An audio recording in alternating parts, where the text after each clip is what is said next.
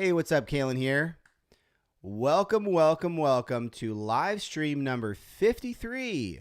Happy Sunday morning to you.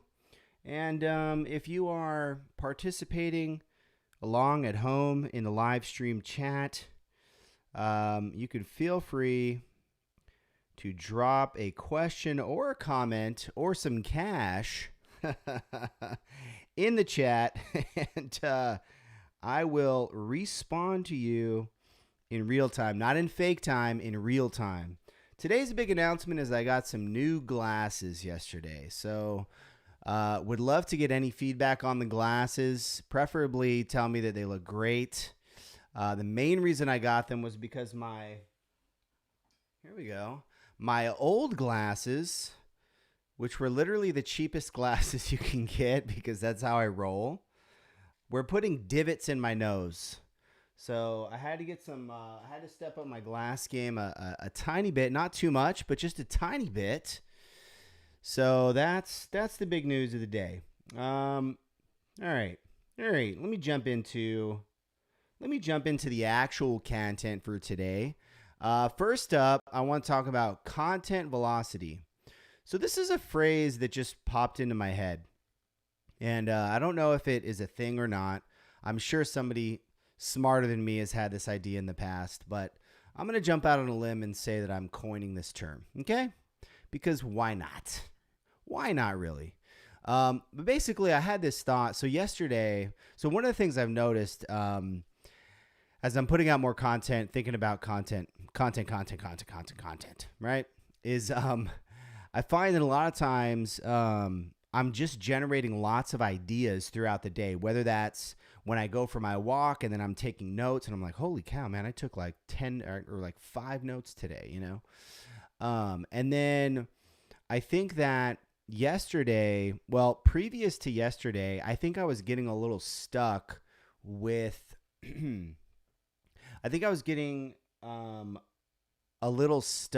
my process of, figure out what content to put out and whatnot, whatever. And I think I was kind of distracted by that. And then yesterday, I sort of streamlined my process a little bit, and I think it kind of unstuck me. Is that a word? Unstuck? And then and then yesterday again, when I took my walk, the ideas were all of a sudden flowing again. And I think that there's a certain velocity. Some Gary Vee talks about a lot. He talks about speed. He talks about things like that. And like when I think that there's a certain velocity of content idea generation that you get to when you're not blocked. Like, and you can be blocked for lots of different reasons, right? You could be stressed, you could be distracted, you could be worried. I was listening to a podcast yesterday which talked about how anxiety and creativity are sort of opposites, right? You can't be creative and anxious at the same time.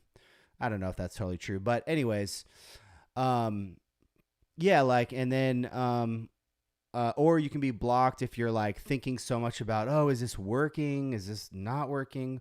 Whereas if you're just sort of capturing the ideas that are actually coming to mind, the things that you're actually thinking about day to day, the things that you're actually caring about, the things that you're actually working in, then I find that there's just a natural flow. There's like a natural speed, velocity of idea generation. Like your mind is just constantly thinking, and when you're kind of unblocked, when you have that system for capturing those ideas, I talked about that in a previous video, a note-taking system, to where you can get those ideas on paper, get them out of your head. And then when you get this, I'm doing a lot of hand motions in this particular video. and then when you get to, you get into this virtuous cycle of getting the idea in your head, getting it out into the world, getting feedback on the idea, and then responding to that feedback, tweaking the idea, and then having other thoughts related to the initial idea, but from a different angle. And you just keep developing these ideas from different angles. there's this natural kind of velocity that your brain is able to move at a speed, and it's not like stuck, because you get an idea, you capture it, and then your brain just kind of keeps going to the next idea or to the next iteration on the current idea. Um, so yeah, that's basically what I wanted to talk about in this topic, is that you want to get to a point where, if you're not moving at a certain speed of generating ideas, whatever that number is, I don't know if there's a specific number, but for me, like, I like to have 5 to 7 to 10 little nuggets of ideas, which essentially turn into like topics for this stream. So like this content velocity was like one idea, right? I like to get like 5, 6, 7 of these per day. And it's like the muse, like the like writers and stuff like that talk about the muse that kind of visits you. It's like you can't necessarily conjure these up yourself, and when you try to, it's frustrating.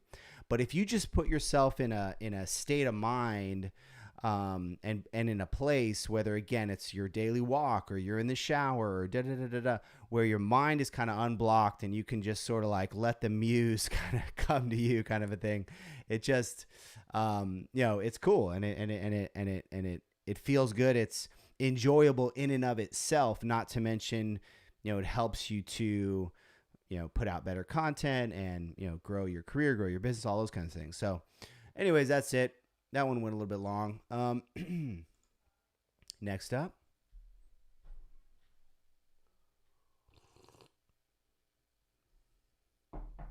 quick sip of coffee. Okay, next up,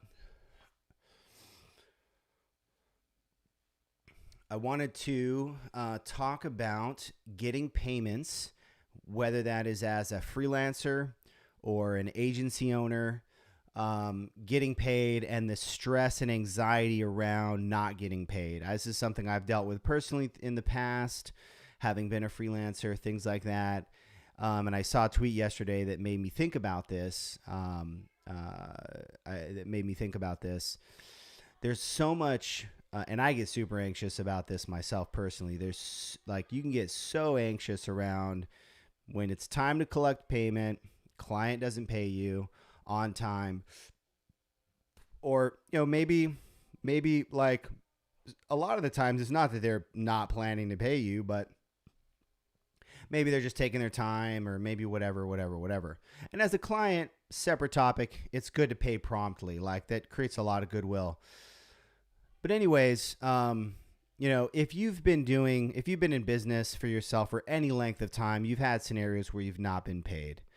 And it doesn't take very many of those to get to the point where you want to get paid on time, and not getting paid is super annoying. I think that everybody should go on prepay. Everybody should get prepaid for work. This is something I've seen some tweets in the past couple of months. I don't have them pulled up, but some people talking about this and talking about how they started to do it. It really changed things for them. It's the kind of thing that if you haven't done that, you might feel like, well, I can't do that. That's weird. No one's going to prepay me. That's not how business works. That's not how freelance works, right? Look into it. There are people that have done it.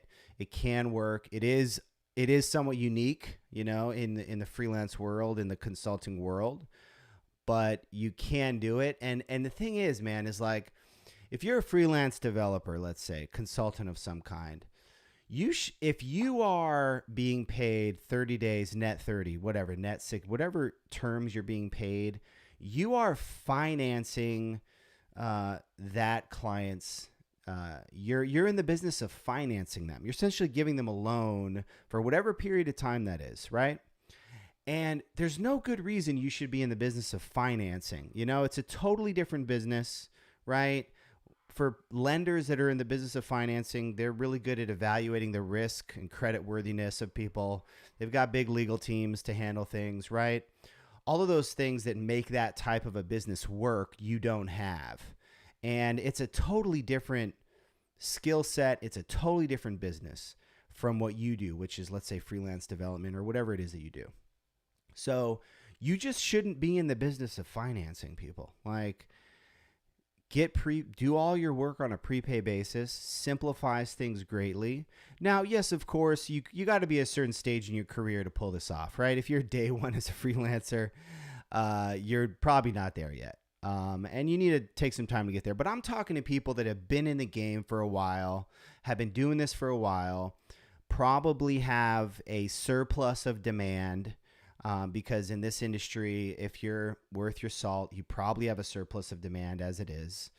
And so you can kind of dictate terms to a certain extent. Set that expectation up front with your next client, your next engagement. Hey, by the way, we're moving to prepay. Maybe even give them a little bit of a discount, 5% discount, right? Anything might help to reduce friction in that conversation. If it's an existing client, who knows, whatever. You don't have to give a discount. Just say, hey, we're going to prepay, and maybe even make it easy on them. Maybe say, hey, you're going to prepay X amount. I'll let you know as I'm billing you for it. And if you want to get a refund for anything that hasn't been billed, you can get a refund, right? There's probably even escrow options out there where you can have a third party that can escrow the money, so they can feel good about it or whatnot. But there's just no reason why you should be in the business of lending, right? Financing that client's cash flow. Just doesn't make any sense. And it's going to reduce your stress levels considerably. So that's pretty much, another variation on this, as opposed to prepay, is get a payment method on file where you can bill them. This is what I do, for example, with Commerce Hero, where they have a credit card on file or a bank account linked through ACH, and you can charge them. So instead of sending them an invoice and waiting for payment, you go, here's the bill. We're going to charge you in 1 business day, 3 business days, whatever, and then you charge them. Now, that's not a perfect solution because cards can get declined, payments can get declined, and then again, you're chasing. So prepay is really the most solid solution there. But the broader principle is, think of ways that you can reduce your anxiety around collecting payments and just simplify the process. So yeah, that's pretty much it. Okay. I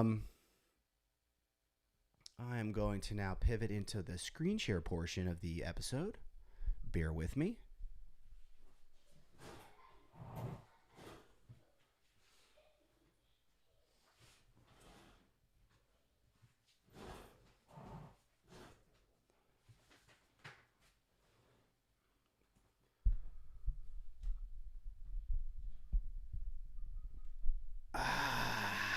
Much better. Oh, look at that. The video was already perfectly positioned. Perfectly positioned. Perfectly positioned.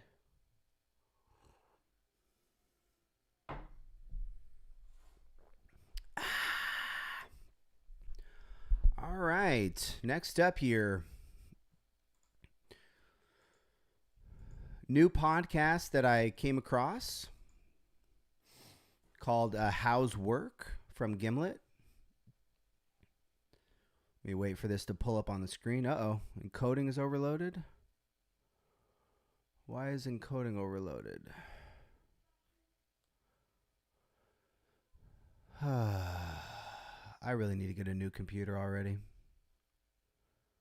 Why is encoding overloaded?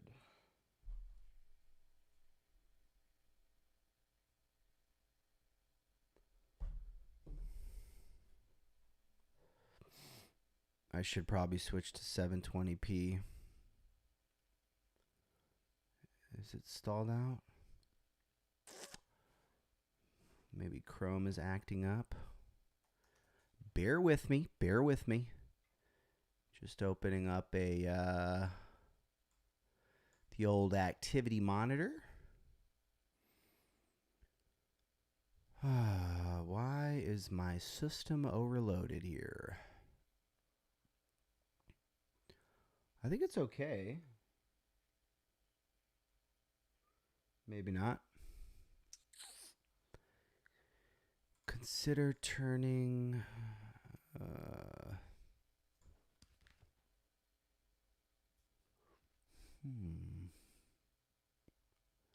Turn down video settings, but I'd have to stop the stream, I think. No.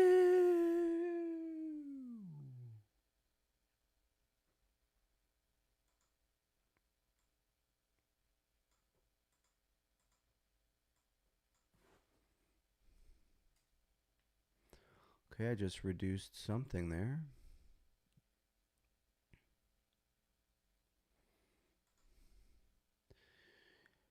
Can't change the settings here.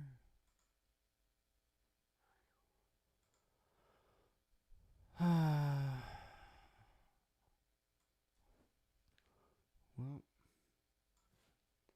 just gonna power through, I think.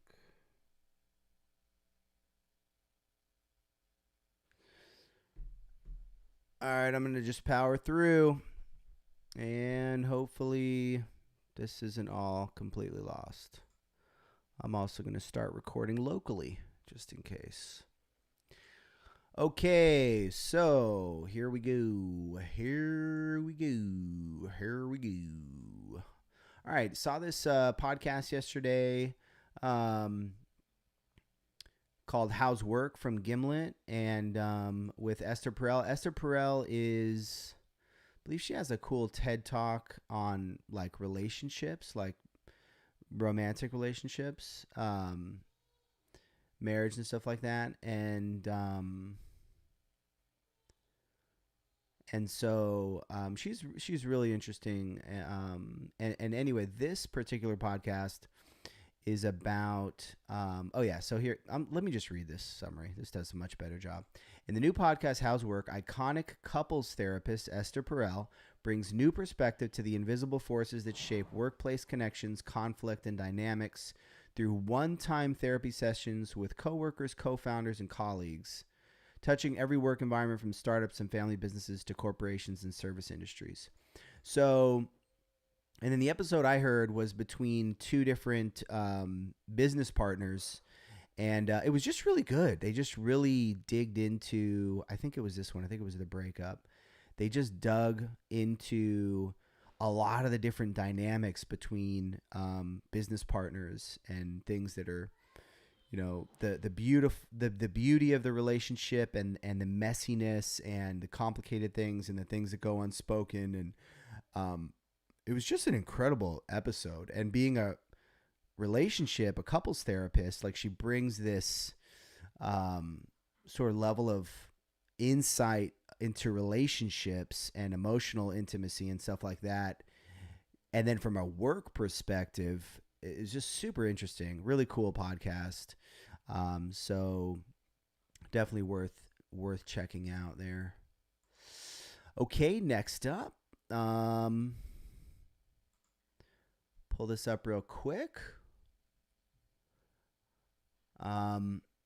Encoding's overloading again because I'm opening up Chrome. You know what I'm going to do? I am going to stop opening up anything in Chrome for the rest of this episode. And I'm just going to discuss the topic here from the Airtable. Okay? All right. So we did a video through Content Accelerator, the new productized service, which does content post-production for Brent Peterson, customer number 2, by the way, no big deal. We did a video for him, a short video clip off of a talk that he did at Mage X in Austin. And we just did a little video clip for him. He posted it to LinkedIn. It did really well. I just took a look at it. It got some great engagement on LinkedIn. So that was really exciting to see, because basically I want to take some of the stuff I'm doing for myself around post-production of video content, things like that, and offer it to other people. So it was cool to see that do really well. And that was it. Just a little short update on Content Accelerator. And that's about it. Okay, next up. IG story hack.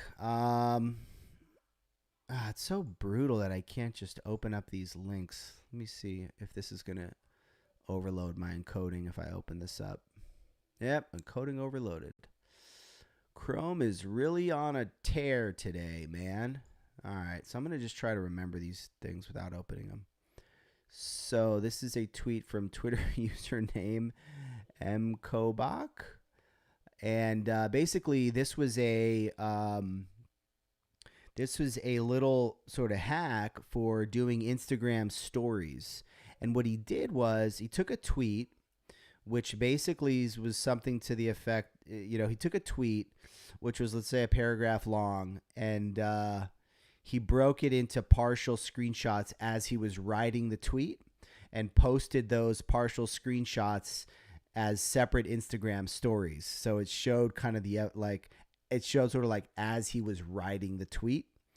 And that's just a neat little tactic for posting Instagram stories content. I've been thinking about, and actually the next topic here is Gary V's thing on 64 pieces of content. So this is all kind of related. But I've been thinking about just different ways to repurpose content from one place to another in interesting ways, and that's just an interesting little tactic there.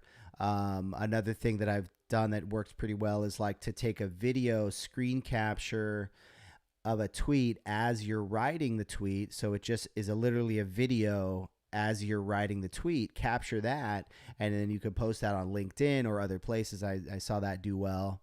And so jumping into this, so Gary Vee put out a really in-depth slide deck on how to generate 64 pieces of content in a day.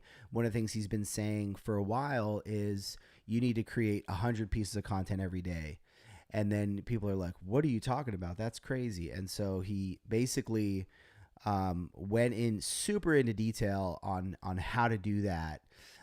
From everything from live streams to little micro pieces of video content to little tweets and little screenshots and memes, and just a real variety of different types of content, and showing some of the nuances of how to post that content to different social media networks, and some of the nuances around language, how his language is different in LinkedIn, and how things are targeted to a different audience on LinkedIn versus Facebook versus Instagram versus TikTok.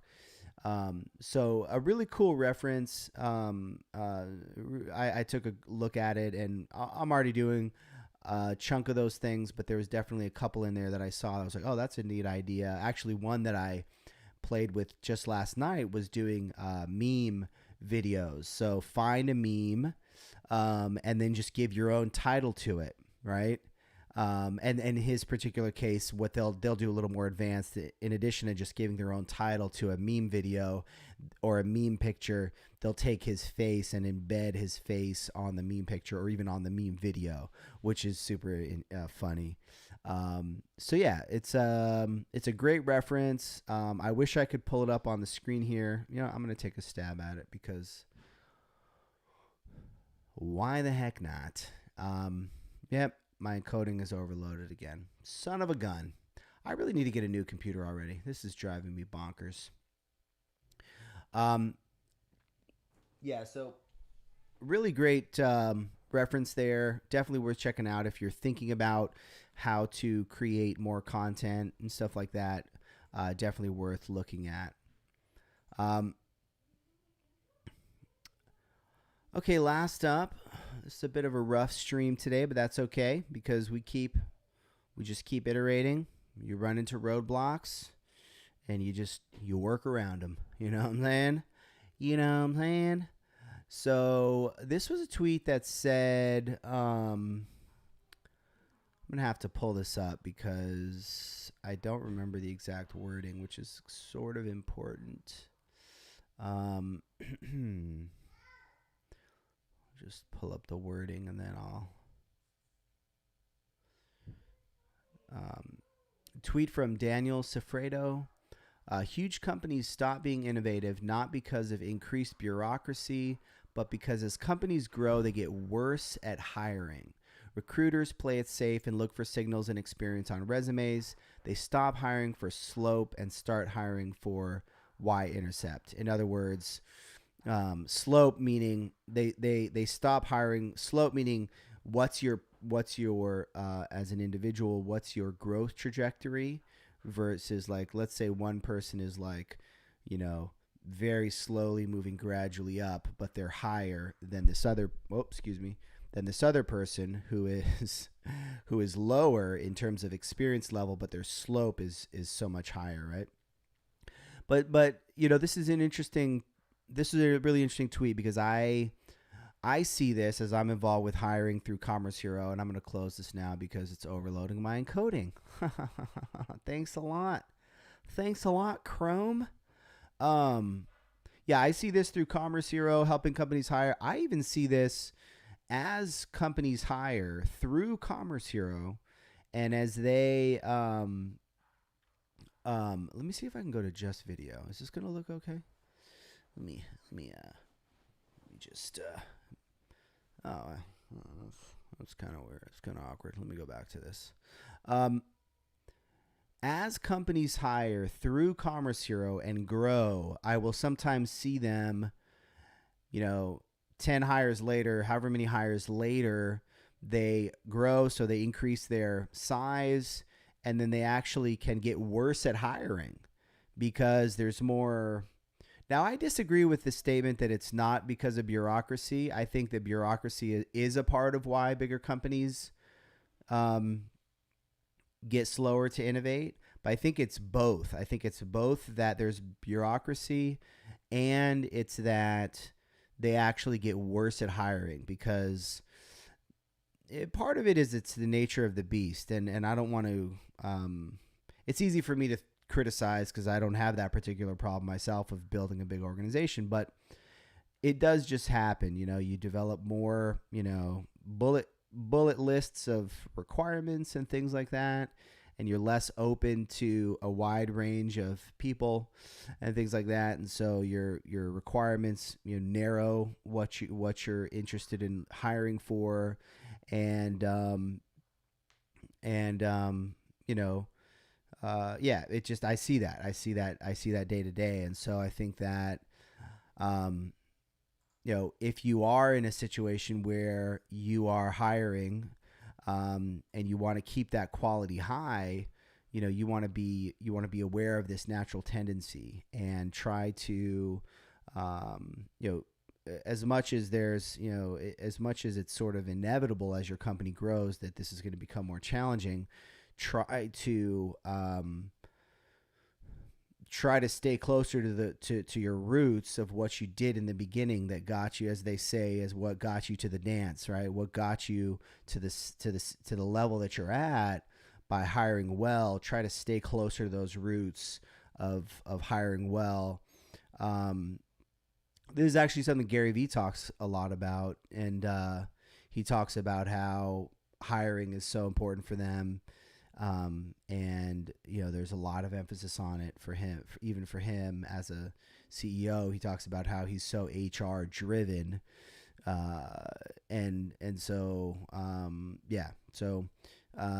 that's basically it on that. I think I could probably do a better job at communicating this at some point, but that's all I got for now. Stream was a little rough today.